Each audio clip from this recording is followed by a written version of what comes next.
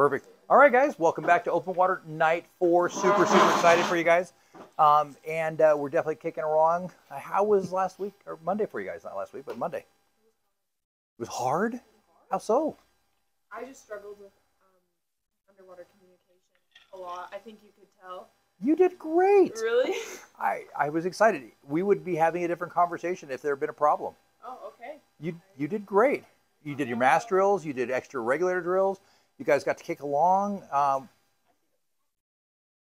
There you go. But we got through. We did air sharing ascents. I turned your air off. You didn't panic. I turned your air back on. You liked me even more. I become everybody's best friend when I turn the air back on, right? I'm not so afraid. I thought we were going to be without air for a lot longer. No. I try and explain that out, and I never do a really good job of getting to the point of it only be like, and that's what I try to say is it'll only be a hard breath. The good news is your air is done being off. I'm not turning your air off anymore at this point. So that was the skill. Just remember, Blair, you guys did great. I was really excited. Very happy with everything and where we got on Wednesday night. It was definitely exciting. So that was the hardest night. Tonight is Scuba Olympics. We're going to go through and have some fun. And we're going to do fun things, like we're going to learn to blow up at SMB. We're going to learn how to take our BC off at both the deep end and at the surface. We're going to learn to take our inflator hose off and put it back on. And we're going to learn how to rescue a diver, and we're going to learn how to make sure to get rid of a cramp. So, cramp removal, rescue a diver, that's kind of one of my favorite things to do. And LP hose is just a pain in the butt. It's not hard. It's not a panic drill. It's just getting that little booger back on, man. I have a hard time sometimes with that. I'm like, ah. The good news is that guys are, for the most part, going to run the class today. I'm just going to sit back and watch and be completely lazy. That's kind of my job as the instructor. My job is to supervise. Their job is to do the hard stuff. So, and I promise you, I spent it absolutely. I do, and I record these for my amusement as well as yours. So that's what questions you guys have. I thought we were going to come down and take the test. We are going to take a test today. We absolutely. I've never studied one. So this is normal, not a big deal. The good news is if you read the book. Did everybody read the book? Yes. Did everybody pass the mini quizzes throughout the book? Yes. Did everybody semi-pay attention to the majority of my class? Right on. I can say that I pay attention, but I'm also... I tried to keep you guys on board with listening, and when I see you guys kind of, like right now, when you're kind of going off and over there, I try and recapture your attention as best I can. So I'm pretty decent about that.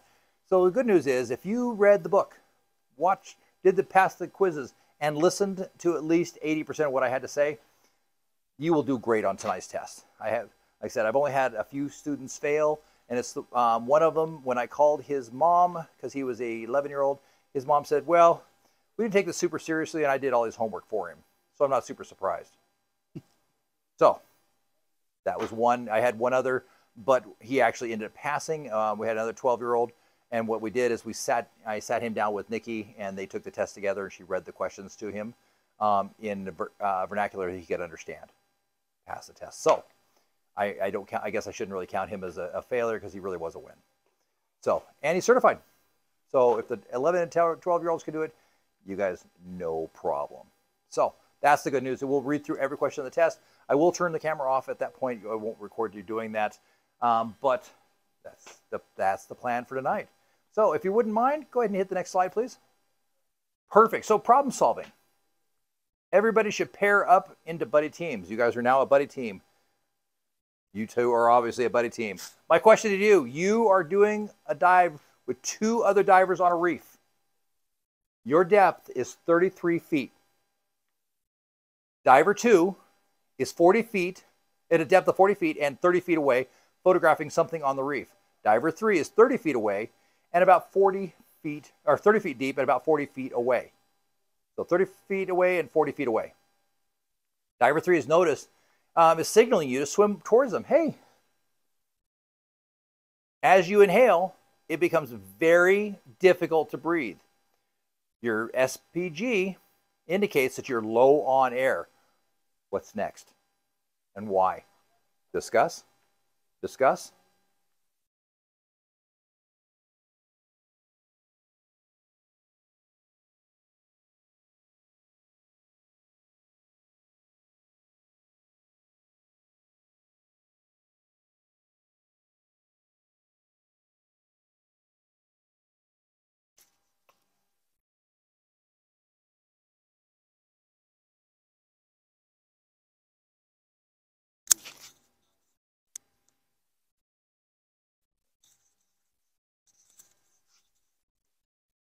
Oh.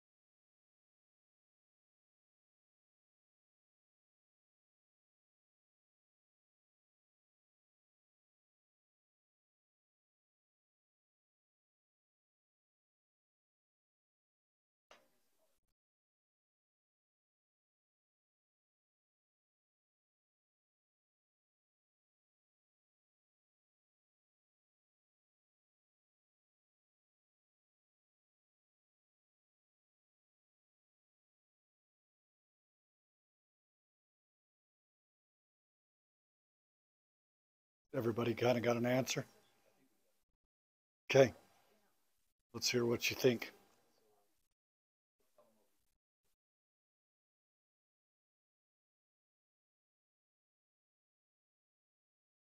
Less, he's less deep compared to us.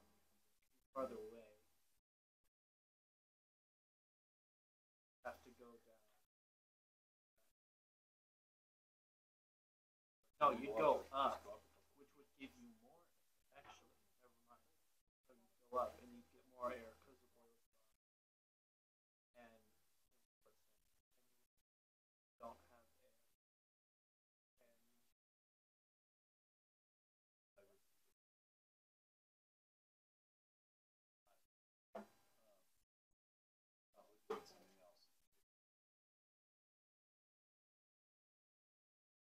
Yeah.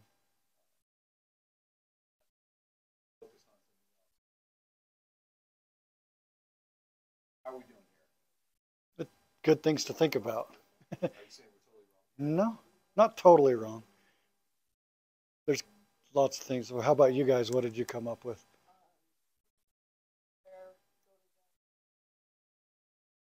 Okay. Diver 3 is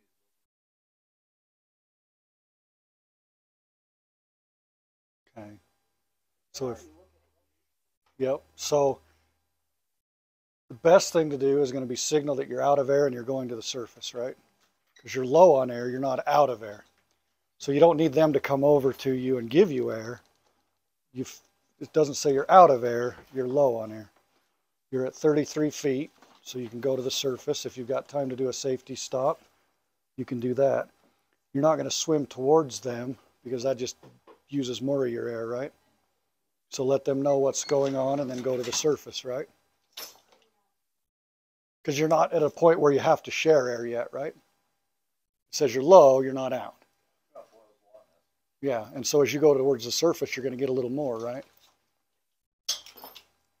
So remember, you're responsible for yourself. You're not going to go over to that diver if you're out of air. You're going to let them know what you're doing and then make our way safely to the surface.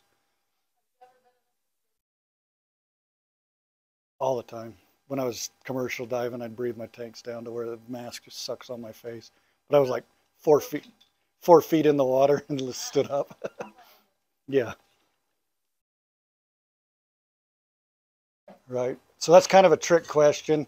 They throw in a lot about where the other divers are at just to confuse you. But really, what's your goal? You see him, he says, come over here, but you're like, oh, I'm out of air. Let him know I'm going to the surface because I'm out of air.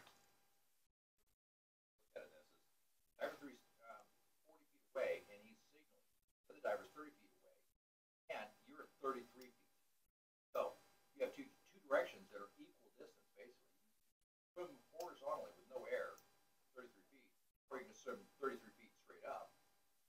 Yeah. It's going to take you about the same time either way. But talk about Boyle's law. Boyle's law says as pressure decreases, volume increases. A little bit. So out of your tank. Yep. So as you had that hard breath, out of air. Yeah, if you were at like 70, 80 feet and you knew you had to do a deco stop, that might be a different story. But at 33 feet, you can safely get to the surface in a minute. And if you will follow that 30 feet per minute rule, you'll get to the surface in a minute. Might as well just go straight to the surface rather than try and share air. So that's where they're kind of trying to make you think about, look at it from a broader perspective, not just what's all around you, but where can I go? Next slide. All right. Take a few minutes to think about what you will do with your new certification. Choose the answers that best describe how you feel about becoming an SSI open water diver right now. So each of you think about that.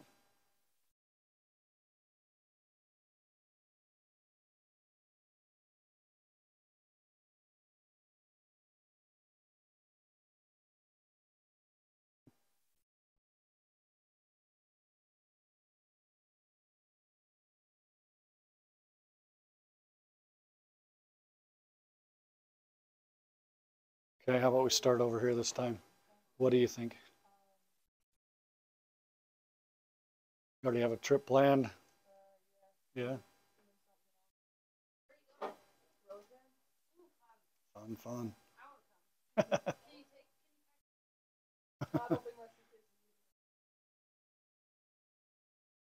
What you? I would say one, but I would say my dive trip is completely planned, but it's probably the best.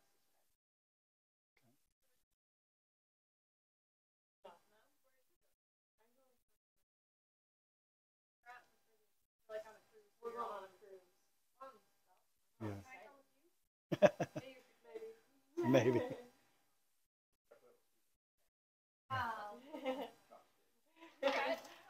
How about you? Stu? Probably number two. Number two? Yeah. Excited to take some other classes and move along a little too? Okay. How about you? Like a mixture of 1 and 2. So I'm excited about diving.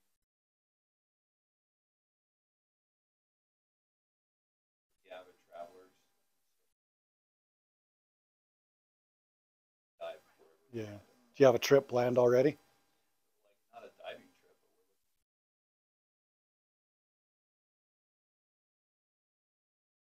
but we're Yeah. That's what I'm saying. Like we want to Have that option? have that option available.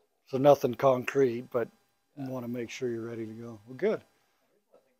By the way, as well, that I've done quite a few times, as well as other automotive pool we do.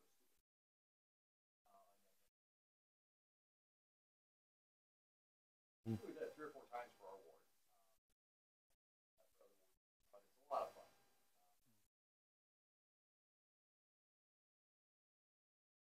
A lot of fun. That's what that's first. Since we started doing it over here, what I do is up and I work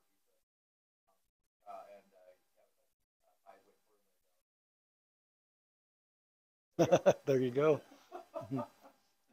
Awesome. The young men are washing cars tonight. Yeah, probably. Okay. All right. Objects do not appear at the same in the underwater environment as they do on the land. There are 4 major factors that influence this. Kind of went over this probably in day 1 or 2, a little bit. Light, yeah. So 4 main reasons that things look different underwater: refraction. So light in air travels 1.33 times faster than water. So this change in speed causes light to bend. Have you ever seen like a glass of water, how the light comes through and kind of changes angles? Yeah. Well, so like maybe sun shining through the window and then it hits your fish bowl and it changes it. So that's refraction. Diffusion, So when light enters the water, the rays are broken up and scattered. The main effect is less ambient light the deeper you go. And so you'll notice when we go out to open water, the deeper you get, the less light. And part of that is the diffusion, so the water molecules diffuse the light. The other thing you'll notice is turbidity. So turbidity is like particles, so dust, debris. If you kick up a bunch of silt on the bottom. So those particles kind of create a filter that keeps the light from going down as far. And then absorption. So light has wavelengths. I'm sure we've all kind of done that in science class or known, you know, that different light colors have different wavelengths. Red is the shortest wavelength, so it goes the shallowest. So the deeper you get, the less reds you'll see.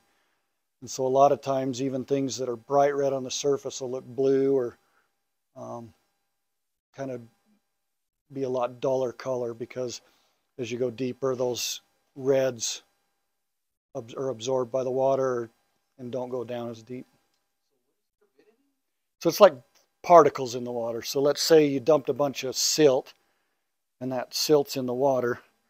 It's going to break up the light or stop the light from going through. Kind of like a dirty window would do the same thing. Yep.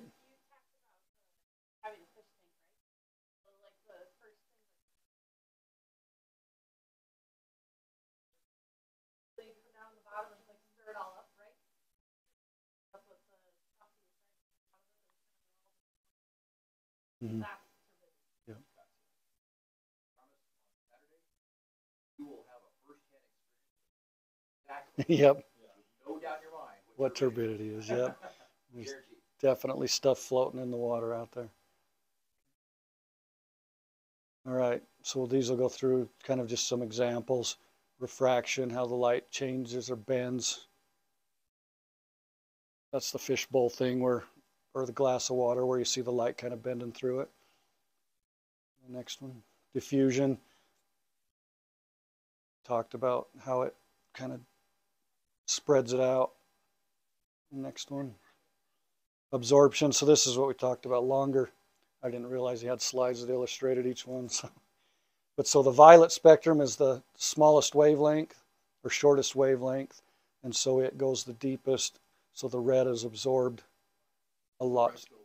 Reds go away first, then orange, yellow, blue is, and then violet. So go to the next slide, Josh.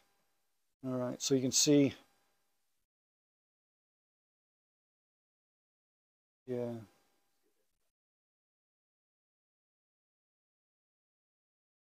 So this is, as you can see, when he has a light on stuff and versus when he doesn't, how much different the colors. So, yeah. This is, The whole video actually get off the boat in the back, down through the water column, and then this is what it looks like when you're underwater in Florida. Yeah. So you can see the ground. Kind of tells what my surface mark would be, or my portable surface mark. But the fan coral fish have color. All makes it look very much. As you descend in that water column, the light's dropping off, and you're losing the yellows. so everything kind of becomes a purple blur. Arrow sponges. Past one, there's a blowfish. So you can, those are bright colored fish that look pretty dull because of the light. So if you want to do underwater photography or even video, bring a light so you can get those There you go. colors. Yep. That's a barrel sponge. Or even like shine Yep. how part of the rocks are now red. It's brighter. So you bring that UV light with you so you get the reds and yellows back. Yep. See how much. Light on him, he looks blue. Yep. So that's the absorption of those colors.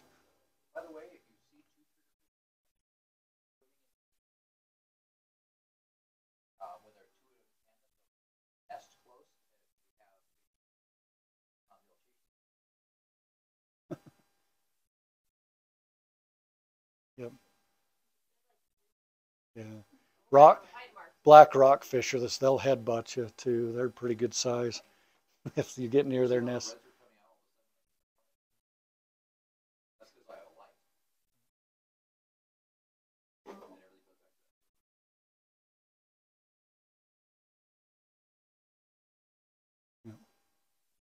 So even though he's got, what, 100 feet of visibility, still bring the light with you even at a daytime dive so that you can bring out the colors and see things. Probably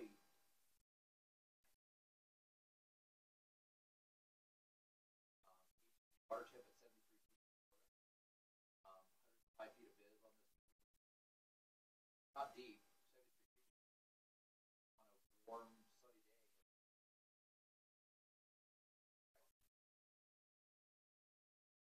Yeah. Yep. Light is. They come in all kinds of cool light. I use thumb through it and it goes under wrist. And then you can kind of just, And that way you get. See how Nikki, she's got her wrist line there on her left hand.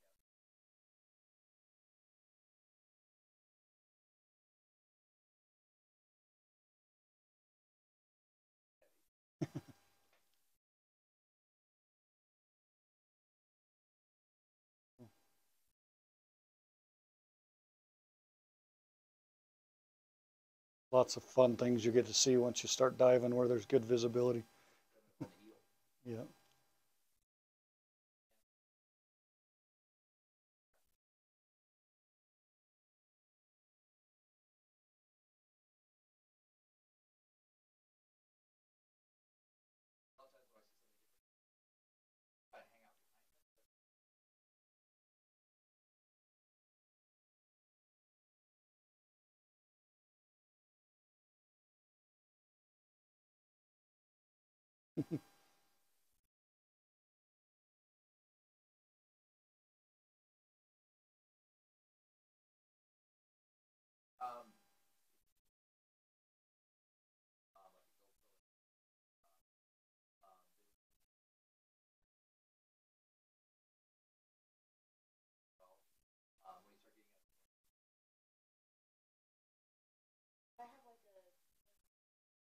Get a case for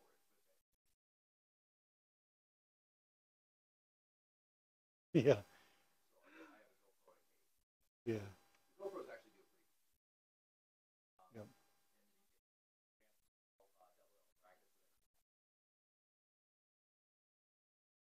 Yep. Telling dad jokes. So see how the color jumps out of those fish now? So much different. Okay, Josh, you want to go to the next? So turbidity, that's what it'll look like in Ryrie. You'll see all of that. As water goes in, as people stir it up, as boats go by the shore, they stir up that loose sediment and that comes up into the water. I'm sure you've all been to Yellowstone Park. Everyone's seen the rivers, how clean and clear they are there. Little creeks and streams. And then go down to the Snake River out here. Can you see much in it? That's because all that runoff and all that turbidity gets up into it. So sound travels 4 times faster in water. So you hear a boat out in the middle of the reservoir when you're in there, it sounds like it's right on top of you. It's also harder to tell what direction sound comes from because it's traveling fast. We're used to spend our whole lives up here in the air. We can figure out where sound's coming from because we have 2 ears. We can use that Doppler effect is what they call it when the sound's coming towards you or away from you to judge direction. That's really hard underwater. But sounds are also louder because they travel faster. So if you tap on your tank or use your knife to tap on something metal, it's really loud and easy to get someone's attention. You can't really talk. If you have a full face mask, you can yell and sometimes you can hear it, but pretty much we have to rely on hand signals. So these are some of the sources of underwater sounds. Rain sounds really cool when you're diving, if you're close enough to the surface to hear it. A good rainstorm. Cracking ice when we go ice diving, and you ever hear the sheets of ice crack, that kind of that sound. Imagine that underwater, and it's 10 times louder. It's pretty cool, but you got to go diving in the ice to see it. So you got to be crazy like some of us to do that. Marine life, whales make a lot of noise. Dolphins make a lot of noise. They're cool to hear. Surface waves, if it's really choppy seas, you'll hear those. Earthquakes, I've luckily never been in an earthquake underwater. Hydrothermal vents, there are some in Yellowstone, but I don't know if I've ever specifically heard them. Boats are definitely scare you the first time when you hear a jet boat go flying by. That sounds so loud and you feel like they're going to run you over, even though they might be miles away. Pile driving or anything like that, I don't know if I've been underwater, but I know pile driving on the surface is loud. So sonar, I don't know that I've ever been, even in the well, I mean, like big ship sonar, even when I've dove in Puget Sound with the shipyards, I don't know that I've heard sonar. It's like, yeah, I mean, it's, yeah. Garmin Mark II dive watch. That is a pod, and the pod works on sonar principles. So I read that, and then a few weeks later I ended up getting one dive, and I got down to about 30 feet without a hood, and I could hear the whoa. And I kept hearing it. About every 30 to 45 seconds, I'd hear the sonar ping, and I'm like, what is that? And finally, after about 20 minutes into my dive, I realized what it was, and I just tuned it out, to be honest with you, as well. But I still hear it if I every once in a while, and if I'm driving a tank with that pod, you can hear it. Yeah. It's pretty mild. I asked other people if they hear it, but nobody else. Yeah. I don't hear it as much. Yeah. But it's sonar off a ship would be a lot louder. Oh yeah. And then seismic surveys, they may be shooting something into the ground. You may hear that. Snowmobiles, if you're ice diving, they may be out riding snowmobiles on top of that. So some of the things you'll hear, don't get freaked out by them, but some of them are pretty cool. Whales, if you ever get a chance to swim close enough that you hear them calling to each other, it's really cool. We were up in Anacortes, which is kind of north of Seattle, and there were a pod of killer whales out coming in the inlet from the ocean, and they were really making some noise. That was really cool. Josh, next falling asleep. Okay, so go over some ocean marine life that we're going to encounter. Remember, one of our responsibilities as a diver is to not harm the environment that we're in. Some of the things you'll see is corals, hard coral, soft coral, mollusks. Some pictures of some of the hard coral and soft coral there. They are alive, and if we get onto them or break them off, we will damage and kill them. So that's why buoyancy is such an important thing to us, is we want to be able to maintain our distance from that coral. If you're bad at buoyancy, you fall on top of those, you can damage a lot of things. Not to mention, there's some things on the corals that damage you. Some spines from urchins. Some of those corals very sharp, and you could hurt yourself as well. Next slide. So a few things we'll see in the ocean. Cephalopods, that would be octopi or squid, crustaceans, crabs, lobsters, and echinoderms. What's that? Jellyfish. So, eciderms. Yeah. All right. So some of the things you may see. Go to the next. Yeah. All right. Does anyone remember when they read their homework what the parts of the fish are? You didn't. You, dorsal fin. Which one's the dorsal fin? Number one. Yep. Loud.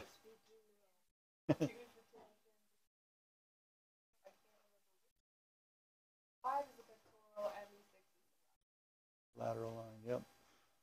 Didn't know you'd be tested on that, did you? You kind of assumed. That won't actually, no, that won't be on the test. She's like, oh crap, now what? No. Maybe. I'm sure it went over it in the homework. So what are you most looking forward to seeing on your first open water dive after you're certified? What's like your number one bucket list to see when you go diving? Dory. How about? I don't, not so much seeing,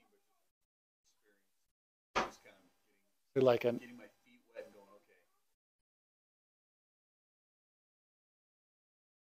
okay. yeah. Is there something that like you've seen it in a movie that you're like, I would love to go do that? Maybe it won't be your first dive, but I've just never- getting no, in the I ocean and watch, yeah, it's just, I love water. I love getting in water. So yeah. What you steal? I don't know if it'll be the first open water dive. Be a coral reef. Coral reef, yeah. A lot. Sharks? Sharks are cool. Maybe. Not in after you're oh, certified. afterwards Yeah. certified. Oh, I No, was thinking of the one the you're talking about. Closest sharks are at sea base. Yeah. Yeah. Actually, there's a couple of nurse sharks down at sea base in Tooele, Utah that you can go swim with and dive with and get a pet them. That's the first sharks I ever saw. Yep.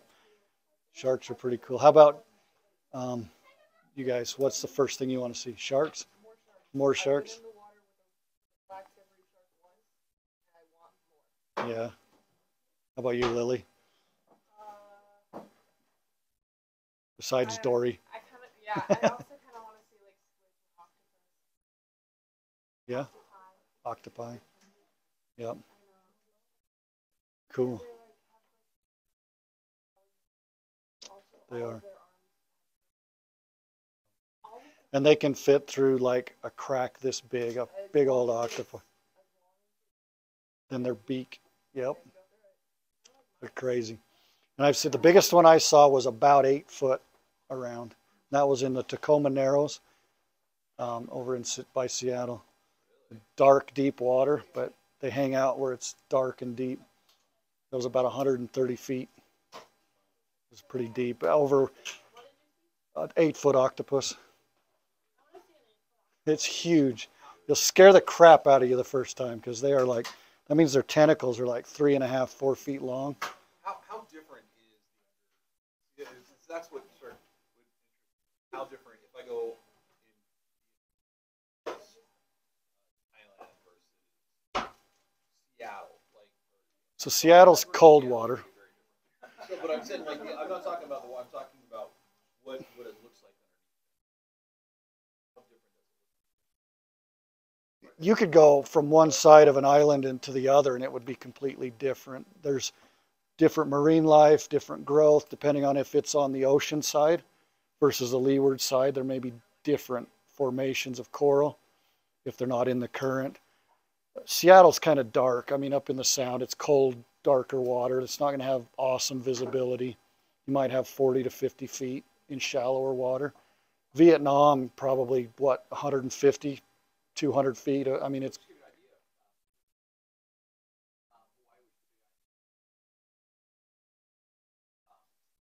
Maui is a lot more live coral. Kona is all lake coral. I saw very little live fan coral in Kona. I've go Maui as well. It's all Yeah. it's more Caribbean style, but it's different. But so you can really be in two different places. Diving between West Palm to Miami. The corals are similar but different. You get live different things. Clownfish, they only live in that, Yeah. right? So if you're diving in the Caribbean or Hawaii, you're not going to see it. Not very often. Yeah. So you won't see the clownfish. And also, like manta rays are going to be around bigger corals, deeper corals than they would be. So you're not going to see as many in Hawaii as you would, say, in Cuba or somewhere over on that side. Yeah. So Okay, why haven't you gone? Yeah. No, I would love to dive there. Yeah. Yeah.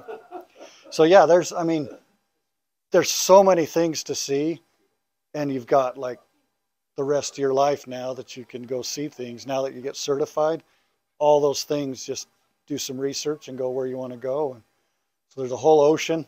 Got plenty of time to dive it all. Go to the next one, Josh. Turtles? Yep. Those are cool to see. Guess what color that? See that thing, that blue thing on my left hand? Guess what color that is? Hot pink. Hot pink. Absolutely. That's what it looks like at 60 feet. The light on it. Yep. Those are cool. Lots of turtles. Yeah. He's coming at you. He's ready to fight you. Yep. He's like, come on. Do they nip into the turtles? No, they're just friendly. They'll get started once in a while and like act like they're coming towards you real fast, but they're just startled. They don't have really great vision. So I've seen them really quick, but they're freaked out. Or they're trying to get somewhere. They'll hang around longer. Sharks usually kind of.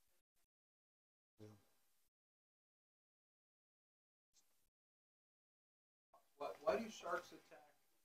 Why do sharks attack? Like, you know, you guys are talking about like. If they think you're food, so If you act like food, Yep. they'll want to see if you are food. So why are surfers attack? because they Paddling and acting like a big seal. What do they look like under the water? Like think about it from below, right? Surfer, I'm on a board. I got my arms, my hands out.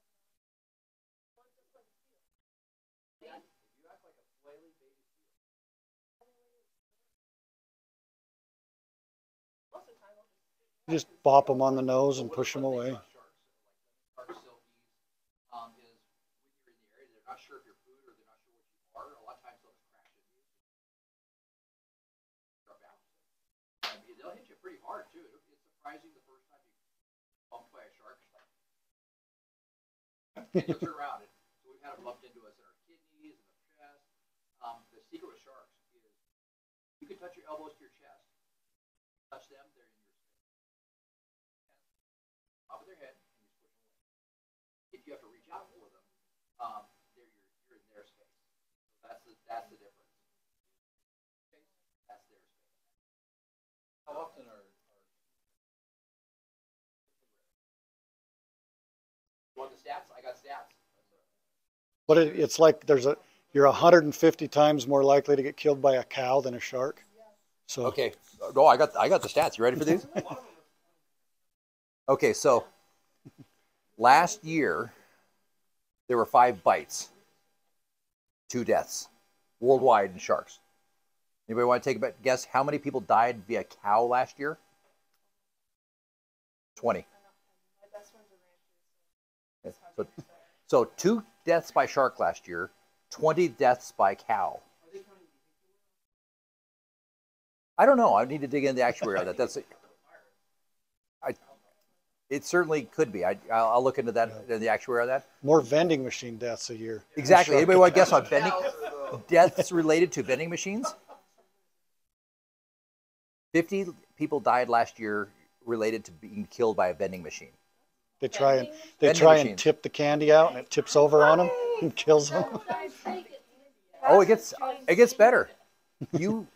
100 people last year were bitten by another person in New York City. 100 people were bitten by another person in just New York City. So, 2 deaths by shark, 20 deaths by cow, 50 deaths by vending machine, and 100 people got bitten by another person in New York City. So, There's a lot less vending machines now. Yeah. so what are your chances of getting eaten by a shark? Oh, I'm not. I'm just curious. Pretty Like, thin. But yeah, that's the stats on it. 100 people dying by a shark or by yeah. If you think about it, most scuba divers aren't natural, right, in their environment. They're making noise, they're blowing bubbles, and they're more curious than anything. Unless you're like a CCR diver, right? The closed circuit rebreathers. Those then don't have any bubbles, but otherwise, as soon as they figure out that you're making noise and that you're blowing bubbles and you're not natural in their environment, they're They're gone. gone. What about alligators? That's a whole different. Not a lot of people dive with alligators, so that's not really a as big concern. So South Carolina, they dive for megalodon teeth in the rivers, and most of the time the alligators come because they're curious. So for males to want to mate with females, they blow bubbles underneath them, so that becomes an issue. So they're more curious as why you're down there blowing bubbles than because you got big old metal tank. You're not typical food for an alligator. Yeah. So. And the next one. All right. So vertebrates. Those are animals that have a vertebrae.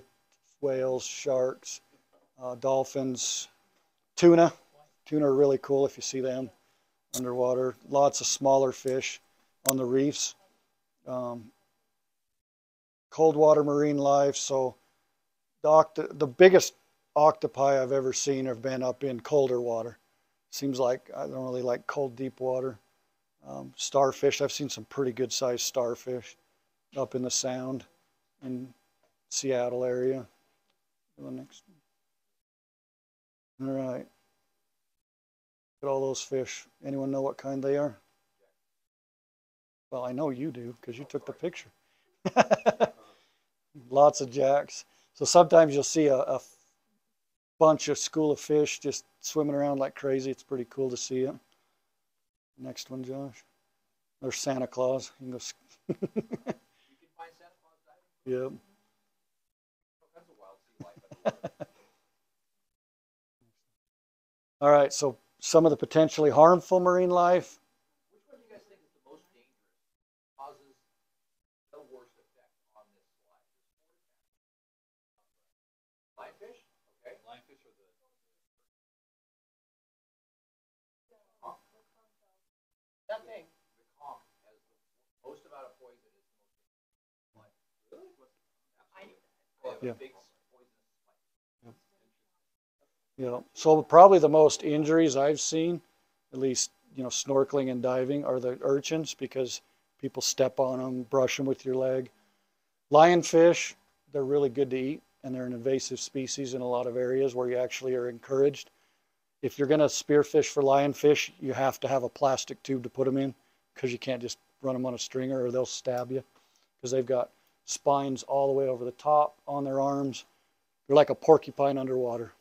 Harder to kill than you think. Yeah, they got a tough skin. I tried to kill one with a dive knife one time. No. I bought like this special dagger for like $bucks, and you try to use that to stab. I've got a little So you need to actually get a Fort- bias flame or I got a little 14-inch, they call it a carbine spear gun, and they were cod or, there's not a real rich flavor, but cook up nice. They're just really, really painful stings if you get stuck by them. Sharks, we talked about that, only 2 deaths. They can be harmful. Stingrays, that's a manta ray. That's a mako shark, isn't it? Or is it a white? I don't know. Blacktip. I think that's a manta ray. It's probably supposed to be a stingray. Manta rays don't have a spike. Stingrays do. That's what killed Steve Irwin. After all the crocodiles and snakes and stuff he's been bit by, it was a stingray that killed him. Because they have a really bad bacteria that grows on their spike, and that is, well, yeah, that too. But they are, a lot of people that get stuck by stingrays end up losing limbs because of the flesh-eating bacteria. So although it may only be a small cut, those can be dangerous. That's a manta ray, so it doesn't even have a stinger, but those are really cool to see. They're big, or can be really big. Yeah. You get hit hard enough by anything and you can die. I've been hit pretty hard by black rockfish when they get around their nest. They're about this big, their head's about that big, and they'll knock you out. They hit hard when you make them mad. So any wildlife can be harmful, but these are some that you're likely to encounter, especially in warm water. There's a lionfish. So all of these, in between all those are spikes, all the way around, spikes here. but they're really cool. But they're invasive in some areas. Where are they native? Philippines. But like, so in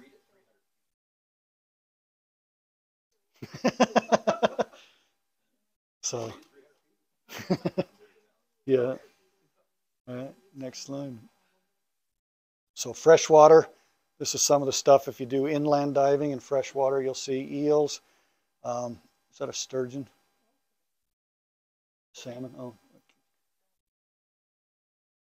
Yeah, the dark red ones after they've spawned are gross. So we've got eels, bass. That looks like a northern pike. Those have really sharp teeth too.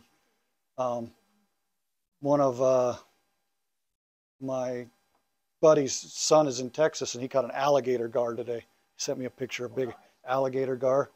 Those are really cool. But trout, cats, channel cats. So lots of things you can see here. Now, Ryrie, in the fall, they have the kokanee that turn bright red. Is that a kokanee? Yeah, they're pretty cool to see. We saw a school of about 100 kokanee. They were about 15 feet of water, so not even really deep. They were swimming close to the surface. Crawdads, there's tons of crawdads. Yeah, some pretty cool things you can see in freshwater as well. All right. Okay, so one of the skills we're going to practice tonight is remove and replace your scuba unit. So what we're going to do is take your scuba unit off while we're in the water, put it back on while staying underwater. You're going to perform an emergency swimming ascent. Is that in the wrong order, or am I reading it wrong?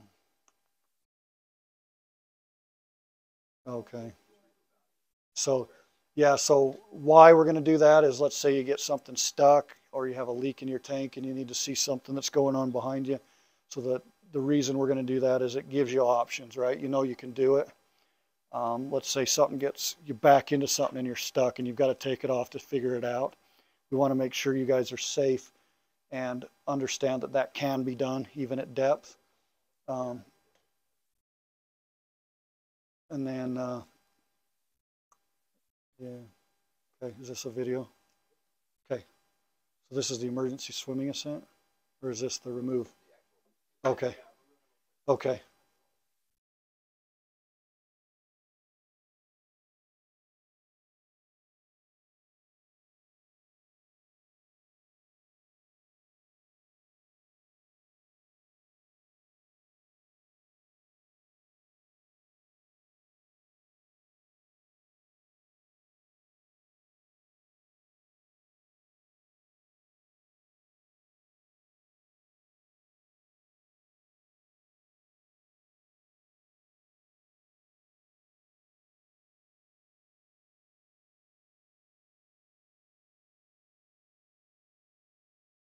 So undo the chest strap.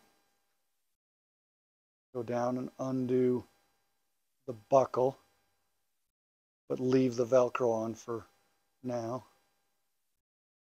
She undoes it, or I don't know. So I typically try and do chest strap, loosen my shoulder straps up, then go to the buckle.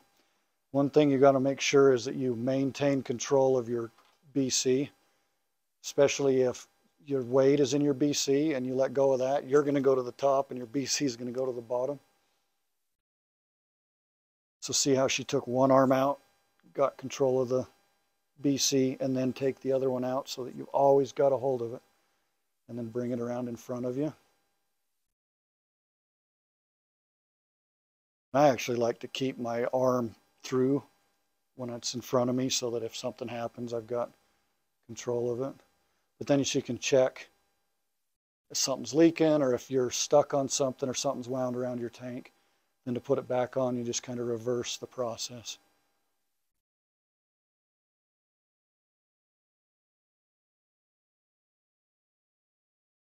Put it on, tighten your shoulder straps.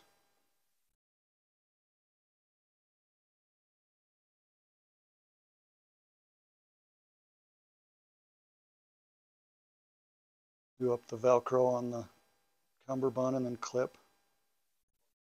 Yeah. Yeah, same thing on a, yep. Do up the clip and then do up your chest strap, and then just make sure if like your computer or anything else is been misplaced, you get that all back where you know where it's at.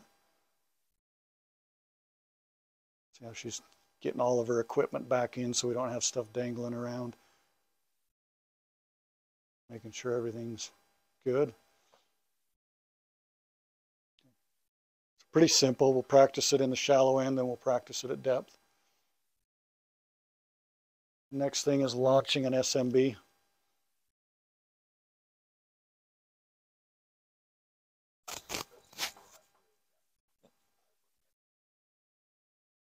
Yeah.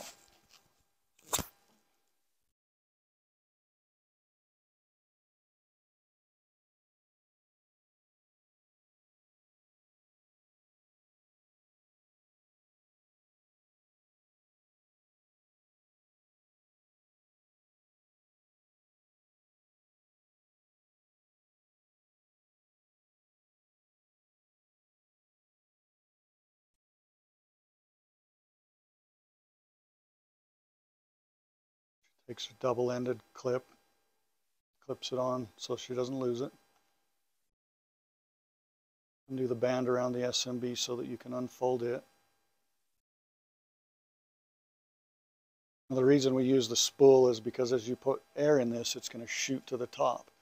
If you just had it connected to you, it's going to pull you up, just like a buoyancy compensator would be. So you'd have that reel ready to go so that you can let it spin out as that goes to the surface.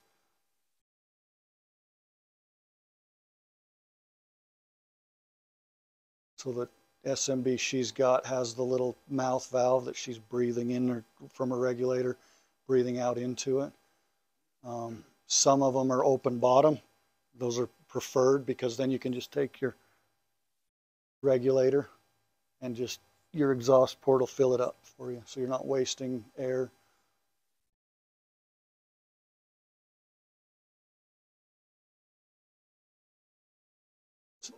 Boat can find you if you have an emergency or an issue and you're down where you're doing safety stops or decompression stops. People know where you're at or know if there's an issue.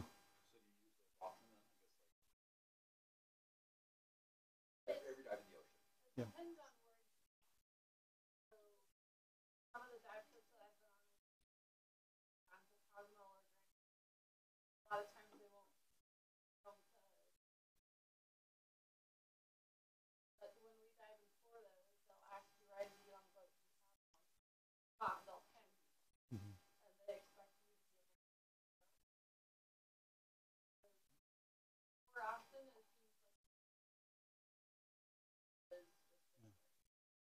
A lot of times too, if you're certain dive guides will actually carry around a marker buoy the whole dive. Right. That'll just. Like when we've gone to Cozumel, Mhm. things, the dive master had one in the Mhm. because then our boat knew where Yeah. likewise in Florida. Sometimes instead of giving having you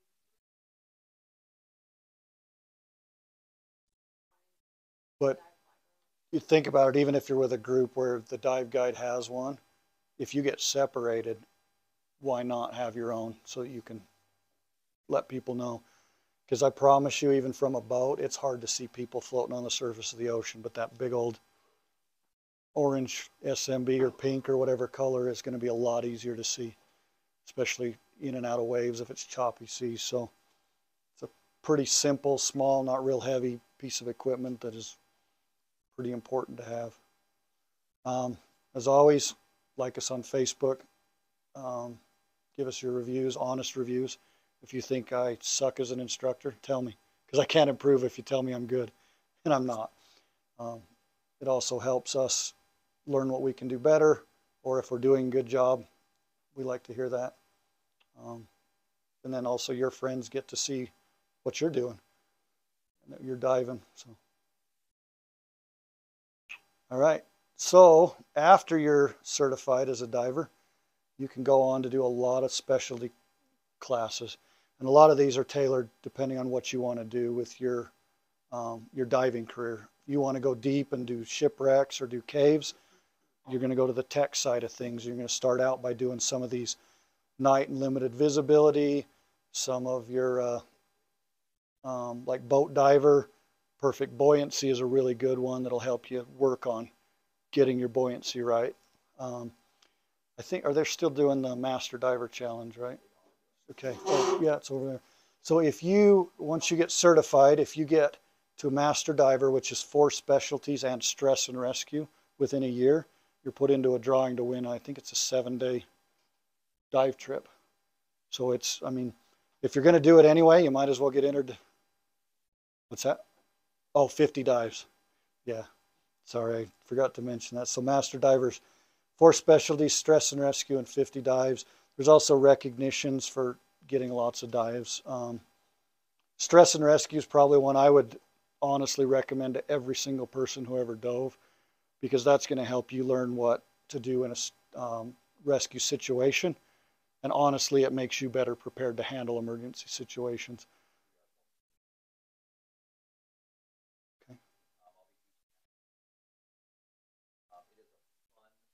Okay.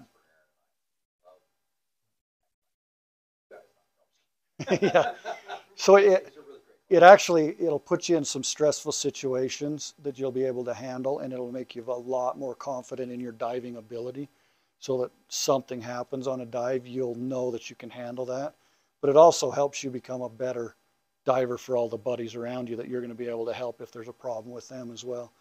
So that, if there was one class I would say everyone should take, that's it, stress and rescue, for sure. Okay, so tonight we're going to assemble our equipment. We're going to work on our neutral diving position some more. Back roll entry tonight. We're going to remove and replace our weight system. I think we did that. We've done that. Controlled descent, remove and replace inflator hose. So what that is you've all put it on there. It's the little hose that connects the low pressure hose here. At depth, we're going to have to unhook that, hook it back up. Just in case you didn't get it hooked right, you had to unhook it for some reason because something got caught in it. So it's just a skill that we'll go over it. One more thing that you may come across that you'll need to work on. It's SMB at the surface. You'll just know how to do that. Orally inflate your BC. You guys have done that lots of times by now with our surfaces or our scents. Remove and replace the scuba unit at the surface. They not have to do that at depth? Okay, okay. It just says surface there. So, and control descent with a buddy, which we did last night, or on Monday. And then we get a lot of more time tonight to play. Okay, yeah. Okay. Yeah. Cramp removal I usually do when I do the snorkel skills, but if they didn't go over that, yeah. And a panic diver, which is kind of a little bit of an intro to that stress and rescue. So any questions about any of these skills that we're going to cover? Any questions about what we've covered in class? No, everybody's good. Okay.